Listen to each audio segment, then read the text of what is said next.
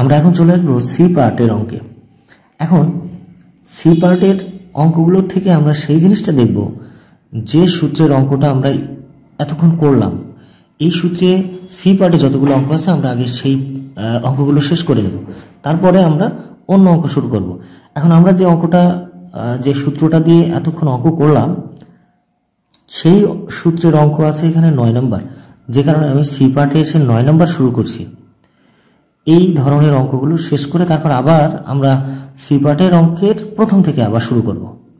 তার মানে আমি চাচ্ছি যে 3টা সূত্রে তো অঙ্ক করালাম, এই 3টা সূত্রের একটা প্রথম যে সূত্রটা আমরা এতক্ষণ ব্যবহার করলাম, এই প্রথম সূত্রটা দিয়ে যতগুলো অঙ্ক আছে সেই অঙ্কগুলো আমরা ধারাবাহিকভাবে করে যাব। এরপর আসবো দ্বিতীয় সূত্রে, দেখব দ্বিতীয় সূত্রের যতগুলো অঙ্ক আছে এই বইতে সবগুলো অঙ্ক আমরা সলভ করে যাব। তো যে কারণে আমি এখন 9 নম্বর থেকে শুরু করছি, এর আগের অঙ্ক করব এরপরে যে। আচ্ছা, তো আমরা এখন 9 নম্বর অঙ্কটা শুরু করি। দেখুন এখানে বলছে a sample of 900 members is found to have a mean of 3.4 centimetre. বলছে একটা স্যাম্পেল অফ 900 মেম্বার, 900 মেম্বারের একটা নমুনা নেওয়া হলো এবং দেখা গেল যে তাদের গড় কত 3.4 centimetre. Can it be reasonably regarded as a sample from a large population of mean 3.25? দেখুন প্রথমে কিন্তু আমরা 900 জন মেম্বার, তাদের গড় দেখা গেল কত 3.4 সেন্টিমিটার। 900 মেম্বার নিঃসন্দেহে 30 থেকে বড়, তাই এটা জেড টেস্টে করতে হবে। আর এই 900 মেম্বারের গড় করা হয়েছে এখানে 3.4, তার মানে এই 3.4টা কিন্তু এক্স বারের মান। কেন এক্স বারের মান? নমুনার গড়কে আমরা এক্স বার দিয়ে প্রকাশ করি, আর এই 3.4 কিন্তু 900 জন নমুনার গড়, যে কারণে এটাকে আমরা নমুনার গড় হিসেবে এক্স বার দিয়ে প্রকাশ করব। পাশাপাশি এখানে বলছে দেখুন can it be reasonably regarded as a sample from a large population of mean. দেখুন এটা কি বলা হচ্ছে পপুলেশন মিন 3.25। পপুলেশন মিনকে আমরা কি দিয়ে প্রকাশ করি? মিউ দিয়ে। তো যে কারণে এখানে মিউ সমান সমান আমরা লিখব 3.25। Standard deviation is 2.67 centimetre. আমি এই অঙ্কটা সামনে রেখেই মানগুলো লিখে ফেলি, আপনাদের জন্য আরো বেশি সুবিধা হবে। সো আমরা এখানে লিখলাম হেয়ার, এটা হচ্ছে 9 নম্বর অর্থাৎ প্রবলেম 9। দেখুন এখানে 900 মেম্বার, তার মানে এখানে n ইকুয়াল টু 900। আচ্ছা, এই 900 জন মেম্বার বা 900 জন সদস্যের গড় কত 3.5। সো আমরা এক্স বার ইকুয়াল টু লিখব 3.5। যেহেতু 3.5টাই 900 মেম্বারের গড়, এই 900 হলো নমুনার গড়কে আমরা কি করি? এক্স বার দিয়ে প্রকাশ করি। পাশাপাশি দেখুন এখানে বলছে regarded at population mean is 3.25। Population মিনকে আমরা কি দিয়ে প্রকাশ করি সবসময়? মিউ দিয়ে। তো মিউ সমান সমান হচ্ছে 3.25। Standard deviation sigma equal to 2.61। এখানে 95% সিগনিফিক্যান্স লেভেল, তার মানে জাস্ট আমাদের 5% সিগনিফিক্যান্ট লেভেলে করলেই হয়ে যাবে। ওকে, আমরা মানগুলো যখন লিখে ফেলতে পারছি, এবার আমরা খুব সহজে অঙ্কটা করতে পারবো।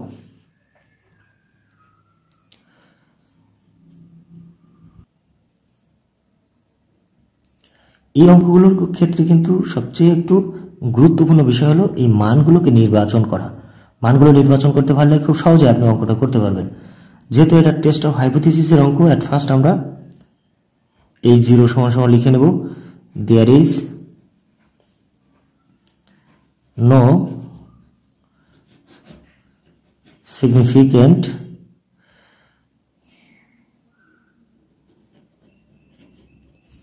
difference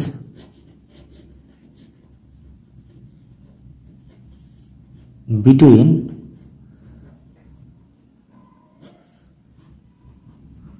two mean।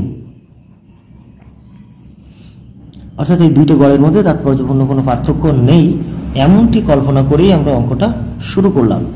যেহেতু মানগুলো আমরা পেয়ে গেলাম, এবার আমরা চলে যাব সূত্রে। লিখব we no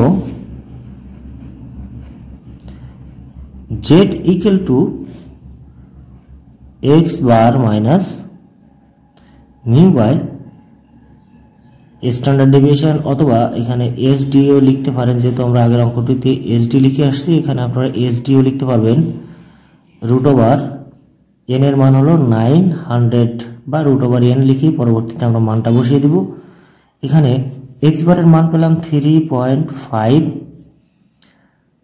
minus 3.25 divided standard deviation 2.61, আর এখানে রুট ওভার এন এর মান হচ্ছে 900।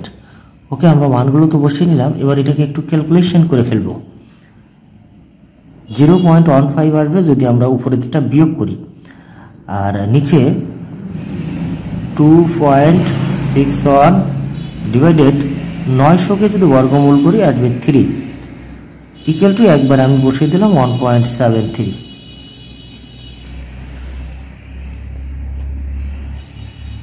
তো এই যে 1.73 এটি হচ্ছে জেড ক্যালের মান, আমরা এখানে লিখব Z Cal equal to 1.73।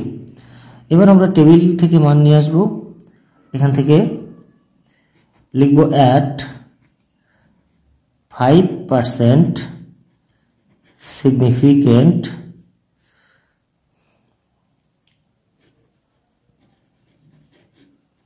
Level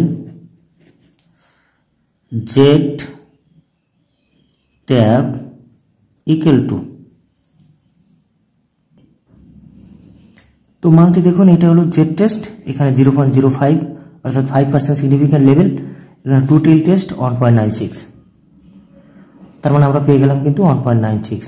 টেবিলটা অবশ্যই আমার এখানে আমি দিয়ে রেখেছি পিডিএফ আকারে, আপনারা ডাউনলোড করে নেবেন, এটা পরীক্ষাও নিতে পারবেন।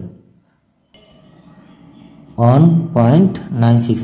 আপনাদের মনে অবশ্যই একটা প্রশ্ন ইতিমধ্যেই চলে আসছে, সেটা হলো বইতে 95% লেখা। দেখুন, বইতে 95% লিমিটস লিখছে, এটা কিন্তু হবে 5% সিগনিফিক্যান্ট লেভেল, আর ওখানে বলা আছে 95% লিমিট, ওটা আলাদা, ওটা আমরা পরে করব।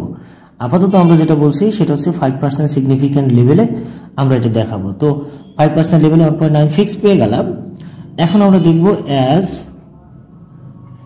জেড ক্যাল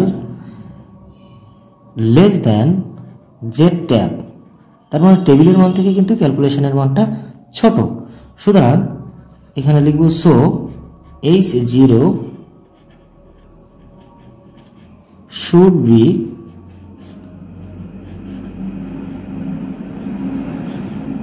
রিজেক্টেড। তার মানে কি দাঁড়ালো যে H0টাকে বর্জন করা হলো, রিজেক্ট করা হলো। স্বাভাবিকভাবে অঙ্কগুলো এই পর্যন্তই থাকে, কিন্তু মাঝে মাঝে অনেক সময় কনফিডেন্স লিমিট বের করতে বলে। তো যদি কোনো অঙ্কে কনফিডেন্স লিমিট বের করতে বলে তখন আমাদের কি করতে হবে একটু দেখে ফেলি। স্বাভাবিকভাবে কিন্তু অঙ্ক এটুকুই করতে হবে। একটা বিষয় বলে রাখি, যদি কোনো কারণে এই কনফিডেন্স লিমিটটা আপনি না পারেন বা মনে না থাকে, তাহলেও আপনি অঙ্কটা এই পর্যন্ত করে আসবেন। এই কনফিডেন্স লিমিট যেটুকু অঙ্ক, এর জন্য সর্বোচ্চ 1 মাস বা 2 মাসের বরাদ্দ থাকে। তো এই শুধু কনফিডেন্স লিমিটের জন্য কোনো অঙ্ক ছেড়ে দিয়ে আসবেন না, ওটুকু যদি না পারেন বাদ দেবেন, কিন্তু এই পর্যন্ত অঙ্কটা করে আসবেন, এতে 10-এর মধ্যে আপনি 8 পেয়ে যাবেন। আচ্ছা, যাই হোক, আমরা কনফিডেন্স লেভেলটা দেখে আসি। কনফিডেন্স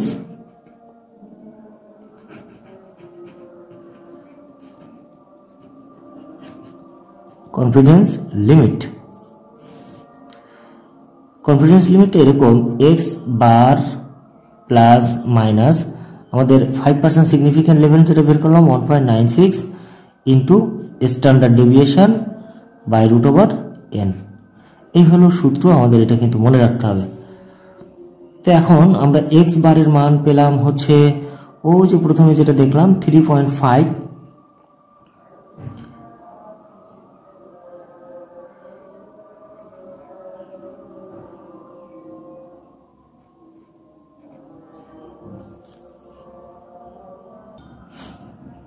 সরি এটা 3.4 প্লাস মাইনাস, আমি এখানে দুঃখিত, একটু ভুল করেছি, এটা হলো 3.4 হবে এখানে, 3.4, এখানটাতেও 3.4 হয়ে যাবে, আর বাকিগুলো ঠিক আছে। আমি ওটা দেখে বসাতে ভুল করেছিলাম, এই কারণে 3.5 বসিয়ে ফেলেছি। তো এটা হবে এক্স বার সমান 3.4, ক্যালকুলেশন ঠিক আছে, এটা 3.4 ধরেই করা, আমি শুধু বসাতে ভুল করেছিলাম, 3.5 বসিয়ে ফেলেছিলাম। তো এটা 3.4 হবে, আমাদের বইতে দেখুন 3.4 দেওয়া আছে স্যাম্পল মিন। আচ্ছা, প্লাস মাইনাস 1.96, স্ট্যান্ডার্ড ডেভিয়েশন আমাদের কত দেওয়া ছিল, 2.61, আর রুট ওভার এন মানে হচ্ছে 900। তো সমান সমান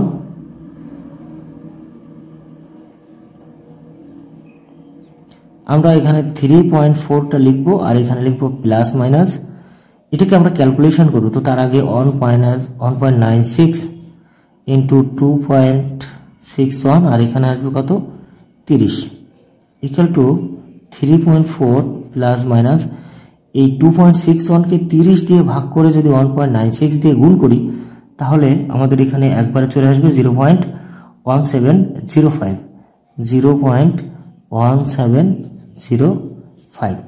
এখন দেখুন এই যে দুইটা মান 3.4, এটার সঙ্গে একবার প্লাস, এটার সঙ্গে একবার মাইনাস করতে হবে। সো আমরা সেটাই করব, কারণ এখানে কিন্তু আমাদের চিহ্ন রয়েছে দুইটা, 3.4 প্লাস 0.1705 অথবা 3.4 মাইনাস 0.1705। এটাকে আমরা যদি সমান সমান করি, তো যে মানটা আসবে, প্রথমে যদি আমরা প্লাস করি 3.57 আসবে, মাইনাস করলে 3.22 আসবে। তো এটা হলো অ্যান্ড এটা অথবা এটা হচ্ছে আমাদের অ্যান্সার। এই কনফিডেন্স লিমিট যদি বলে, সেক্ষেত্রে এটুকু করতে হবে। তবে এই কনফিডেন্স লিমিট কিন্তু পরীক্ষায় খুবই কম আসে, একেবারে আসে না বললেই চলে। যদি পরীক্ষায় এই জাতীয় অঙ্ক আসে, চোখ বন্ধ করে আমরা এটুকু করে আসবো, ব্যাস। তারপরে যদি বলে সেটুকু করব। যদি কোনো কারণে কনফিডেন্স লেভেল আসলো কিন্তু আপনি করলেন না, সেক্ষেত্রে সর্বোচ্চ 1 নাম্বার বা 2 নাম্বার আপনার পরীক্ষায় কম দিতে পারে। আদারওয়াইজ সব ঠিক আছে, যদি এটুকু করে যেতে পারেন তো ভালো, তবে পরীক্ষায় এই কনফিডেন্স লেভেলটা খুব একটা আসতে দেখা যায় না। আচ্ছা, আশা করি অঙ্কটা বুঝতে পারছেন। এবার আমরা পরবর্তী যে অঙ্কটা আছে সেখানে চলে যাব।